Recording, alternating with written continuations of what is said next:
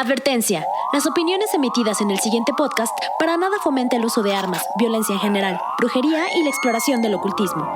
Este formato de audio está hecho simplemente para entretenimiento.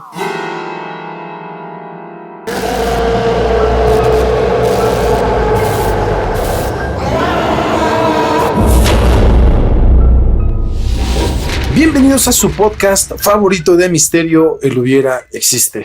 Podcast donde abriremos una puerta delgada entre este universo y lo desconocido y entraremos en un mundo utópico que responde a las más grandes incógnitas de la vida. Y si hubiera. Mi nombre es Henry Lira y de verdad muchísimas gracias por morirte de la intriga junto conmigo. Queridos podescuchas, lo que estamos a punto de escuchar no solo es una simple compilación de uno de los eventos más extraordinarios en la historia de la humanidad, sino que es un detalle a profundidad de lo que prácticamente vivieron 9 montañistas de origen soviético. Este evento tiene poco más de 60 años y sigue sembrando más preguntas que respuestas. Sin embargo, conforme va pasando el tiempo, parece ser que salen piezas a la luz para poder revelar qué fue lo que pasó con estos jóvenes montañistas. Así que, sin más preámbulo, comencemos.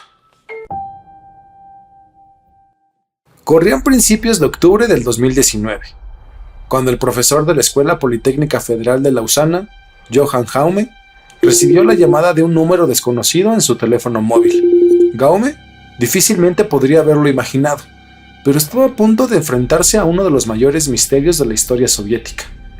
En el otro extremo de la línea, un periodista del New York Times solicitaba su opinión como experto en simulaciones de avalancha sobre una de las tragedias de hace 60 años, justo al norte de Rusia, en los Montes Urales.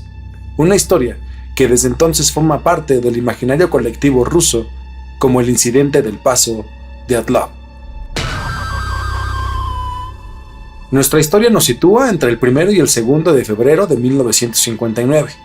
Un grupo de búsqueda compuesto en principio por estudiantes voluntarios y profesores presionaron a las autoridades soviéticas para reunir recursos y comenzar la localización de 9 jóvenes montañistas rusos, 2 mujeres y 7 hombres que realizaban un viaje para la práctica del esquí por los Montes Urales. La policía y fuerzas del ejército se involucran con aviones y helicópteros a la operación de rescate.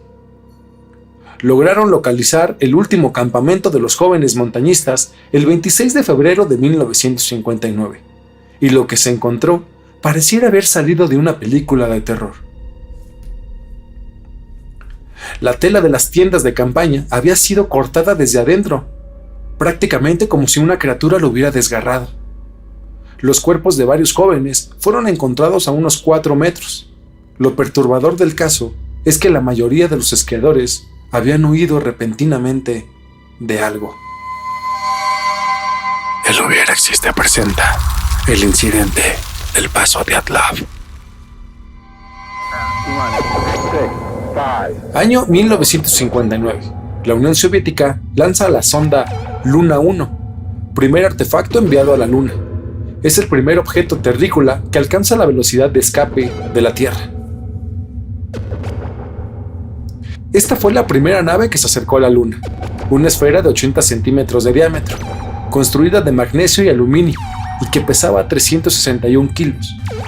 Pasó de 5.995 kilómetros de la superficie de la Luna. El 4 de enero, después de 34 horas de vuelo, convirtiéndose en el primer satélite artificial que actualmente gira entre las órbitas de la Tierra y Marte. No impactó en la Luna como estaba previsto, ya que presentó fallos en el propulsor. Todo el mundo tenía los ojos puestos en el cielo, y la Unión Soviética se encontraba en una carrera espacial con los Estados Unidos.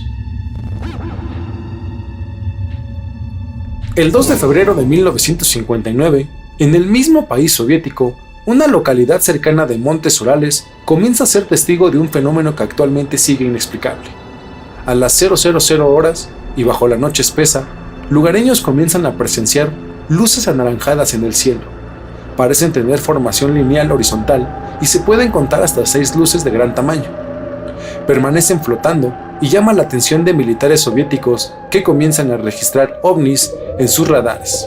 Cerca de los avistamientos, específicamente en la ciudad de Ivdel, una ciudad en el centro de la norteña provincia de Obslav, un grupo de 8 hombres y 2 mujeres, la mayoría estudiantes o graduados del Instituto Politécnico de Urales, estaban listos para un viaje de práctica del esquí de travesía. El grupo estaba compuesto por Igor Dyatlov, líder del grupo, estudiante de ingeniería de radio, 23 años. Zinaida Kolmogorova, estudiante de ingeniería de radio, 22 años, y una de las 2 mujeres de la expedición, Lyudmila Dubinina, estudiante de economía industrial de la construcción, 20 años, la otra mujer componente de la expedición. Alexander Kolevatov, estudiante de física nuclear, de 24 años. Rustem Slobodin, graduado en ingeniería mecánica, 23 años. Yuri Krivonishenko, estudiante de ingeniería en construcción e hidráulica, 23 años. Yuri Doroshenko, estudiante de ingeniería de radio, 21 años. Nikolai Fibyuks, graduado en ingeniería en construcción civil, 23 años. Alexander Solotaryov, estudiante de ingeniería militar, guía e instructor de travesía, contaba con 37 años y era veterano de la Segunda Guerra Mundial. Yuri Yudin, de 21 años y único superviviente del grupo. El objetivo de la expedición era llegar a Goro Orten, una montaña de 1182 metros sobre el nivel del mar. Esto según mapas de la década de 1950, pero acorde a la cartografía actual, tiene 1234 metros sobre el nivel del mar. El lugar se situaba a 10 kilómetros al norte del lugar del incidente. Esta ruta, en esa estación del año, se estimó como de categoría 3, la más difícil. Todos los miembros tenían experiencia en viajes de larga duración, en esquí y en expediciones de montaña. Comenzaron su marcha hacia el monte Orten desde Visay el 27 de enero. Al día siguiente, uno de los miembros, Yuri Yudin, que arrastraba una lesión en la espalda previa, se vio obligado a regresar por una severa lumbalgia, con lo que el grupo quedó formado por 9 personas. Con los diarios de viaje y las cámaras de fotos de algunos de los jóvenes montañistas que se encontraron en su último campamento, se hizo posible realizar un seguimiento de la ruta del grupo hasta el día anterior del incidente. El 31 de enero, el grupo llegó al borde de una de las zonas de las tierras más altas y comenzó a prepararse para la escalada. En un valle silvestre se abastecieron de alimentos y equipo que utilizarían más adelante para el viaje de regreso. Al día siguiente, el 1 de febrero, los excursionistas comenzaron a moverse a través del paso. La interpretación de los investigadores tras hallar el material y los cuerpos concluye que al parecer tenían previsto cruzar el paso y llegar al campamento, situado en el lado opuesto. Pero debido al empeoramiento de las condiciones atmosféricas por un temporal de nieve y la consiguiente disminución de la visibilidad, se desorientaron y se desviaron varios grados al oeste, hacia la parte superior de la montaña Yolad Sahai, que por cierto, en un nombre masi significa montaña de la muerte. Dándose cuenta de su error, el grupo podría haber decidido detenerse y establecer un campamento en la misma ladera de la montaña. Se había acordado de antemano que Igor Dyatlov, líder de la expedición, enviaría un telegrama a su club deportivo en la universidad cuando el grupo regresara de Visay.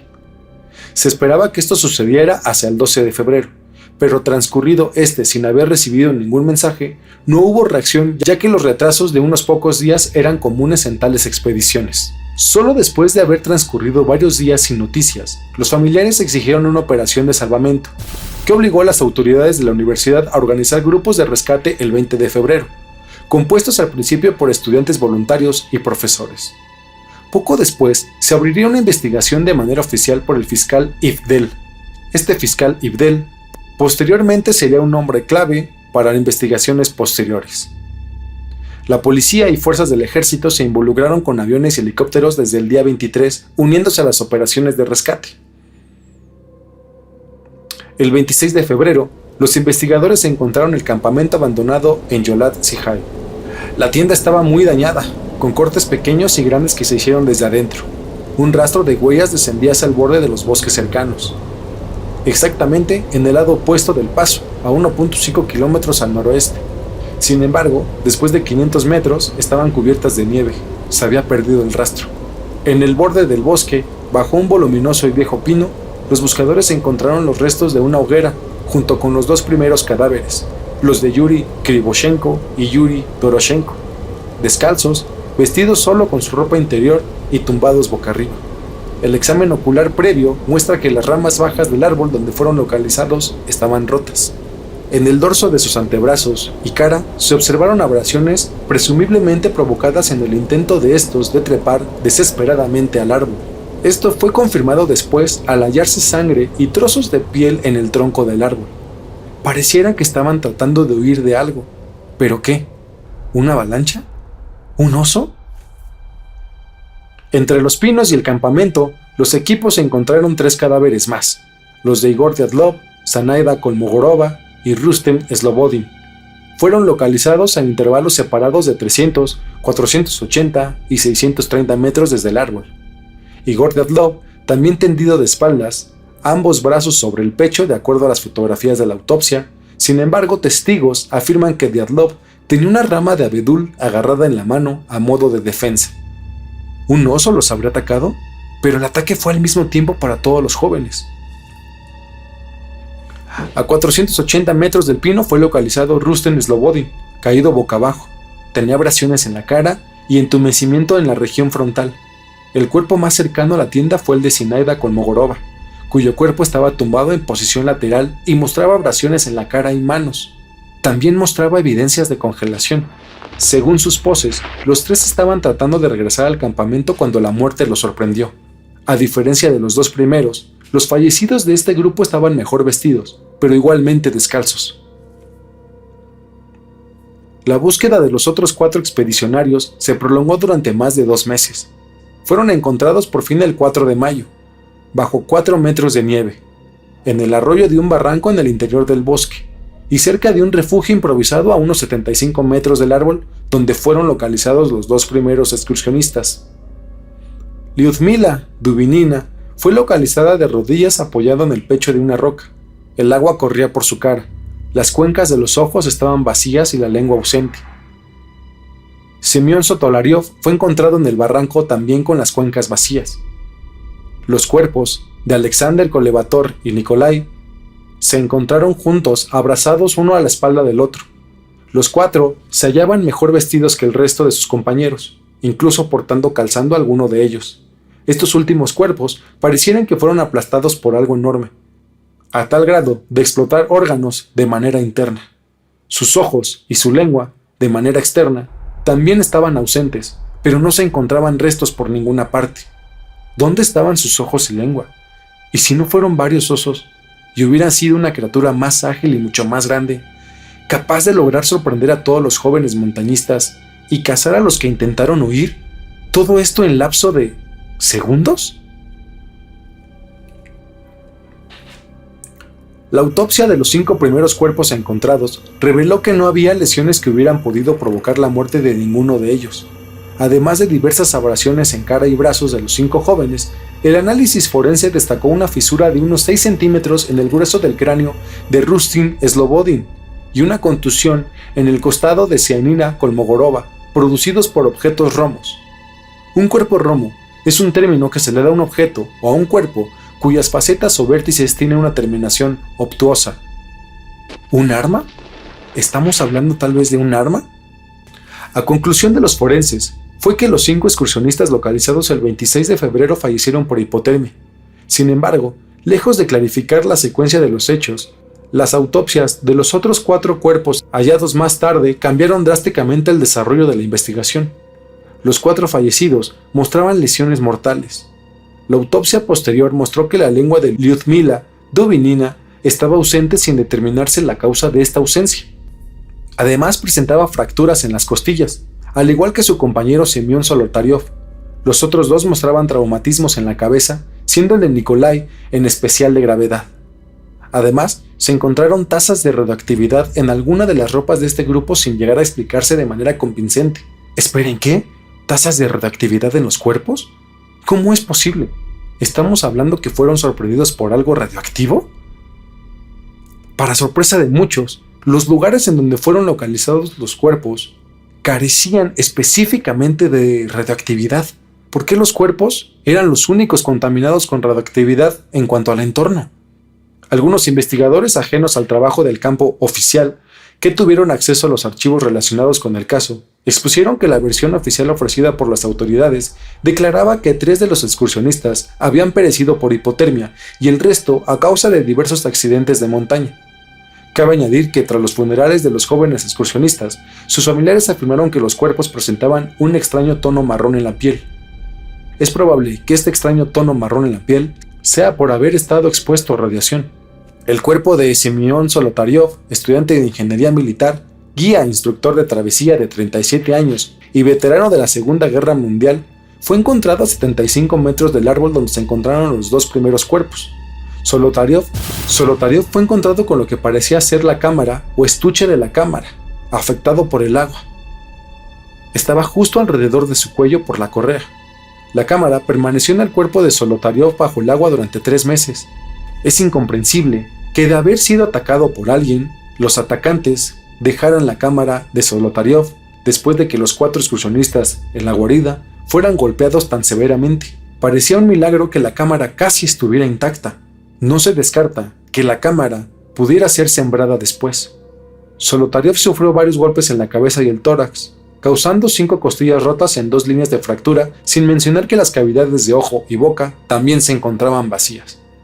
Valentín Yakimenko, quien fue compañero de estudios del grupo de Dyatlov y miembro del equipo de rescate, presentó en la Universidad Federal de los Urales el examen de las películas en las cámaras grupales. Afirma que Zolotaryov, una noche previa al incidente, agarró su cámara para tomar una foto de algunas luces en el cielo. Según Yakimenko, 2 de los negativos parecían representar una sección de un cohete o avión que puede haberse desprendido después de un experimento militar fallido, de posiblemente el lanzamiento de un cohete en 2 etapas. ¿Y si no hubiera sido un cohete? ¿Será algo con conexiones militares soviéticas? Esta última fotografía sería la pista a seguir o la pista clave que tendría alguna explicación con la muerte de los jóvenes. El caso se cerró oficialmente tras el entierro de los excursionistas. Cabe mencionar que este paso donde fueron encontrados los jóvenes se le puso el sobrenombre del Paso de Dyatlov, en honor al líder del grupo. Este paso permaneció cerrado durante más de 3 años por las autoridades soviéticas. Yuri Yudin, el único superviviente de la expedición que tuvo que regresar por lesiones lumbares, declaró tiempo después: si yo tuviera la oportunidad de hacerle una sola pregunta a Dios, sería: ¿qué pasó realmente con mis amigos esa noche?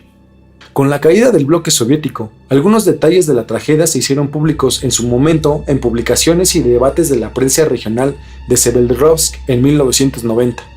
Uno de los principales autores fue el periodista Anatoly Kuchin, quien informó que la policía le dio un permiso especial para estudiar los archivos originales de la indagatoria y el uso de estos materiales en sus publicaciones.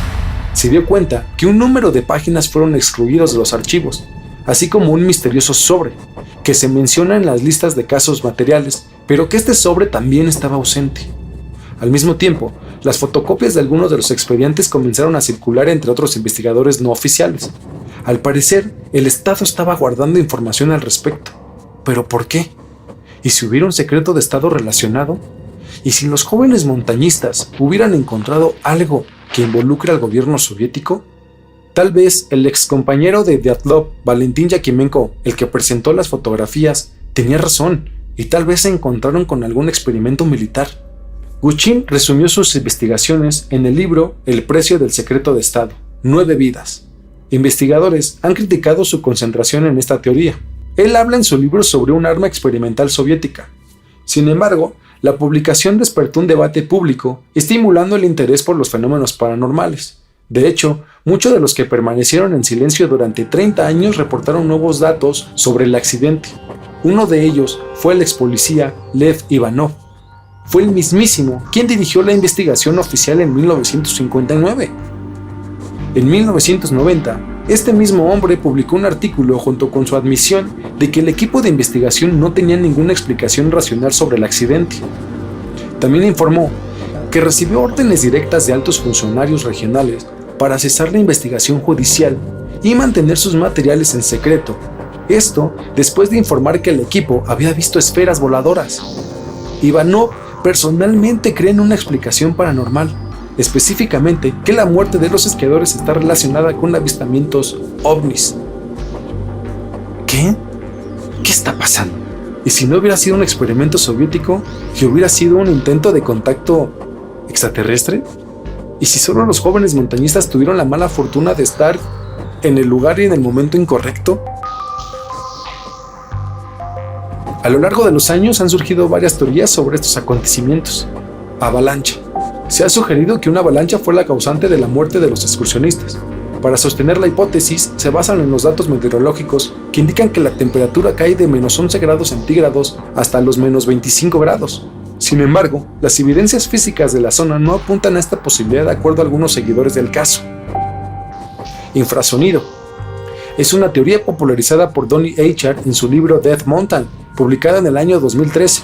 De acuerdo a lo sugerido por el autor, en el paso se puede generar una calle de vórtices de von Karman, que pudo producir un sonido inaudible por el oído humano, pero con la capacidad de producir ataques de pánico. El autor comprobó que esto pudo haber sido lo que ahuyentó a los excursionistas, y que debido a las condiciones de la vestimenta y la oscuridad, una gran parte del grupo le fue imposible regresar a la tienda, mientras que la otra, por accidente con unas rocas, caería al fondo del arroyo donde fueron encontrados. Otras teorías argumentan que diversas pruebas militares se llevaron a cabo en las inmediaciones del Yolat Sahil. Esta teoría también puede incluir el lanzamiento de diversos cohetes secretos, una prueba de armas con radiación o el uso de minas lanzadas con paracaídas. También, de acuerdo a estudios anteriores, en diversos casos de hipotermia, el frío puede conducir a un secno cognitivo, de tal forma que el afectado puede desvestirse por una falsa sensación de calor extremo. Este trastorno ha sido bautizado como desnudo paradójico. De acuerdo a un artículo del International Science Times, los componentes de la expedición pudieron sufrir. Y en mi opinión, estas dos últimas son para volarte la cabeza. Algunos teóricos aseguran que las operaciones secretas de la KGB estuvieron involucradas.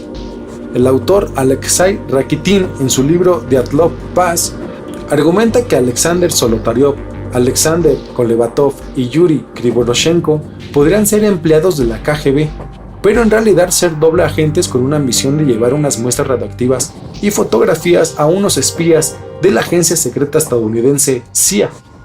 Algo podría haber salido mal y el resultado fue la muerte de todo el grupo.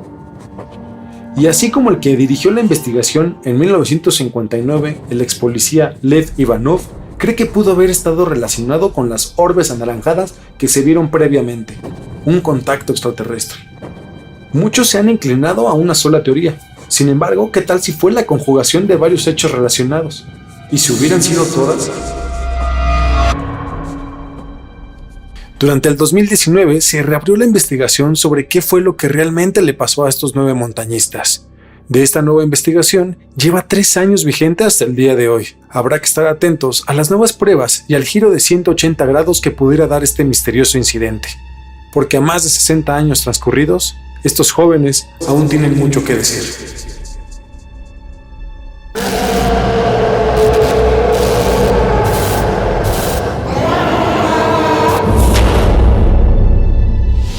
Queridos radioescuchas, hasta aquí nuestro podcast del día de hoy.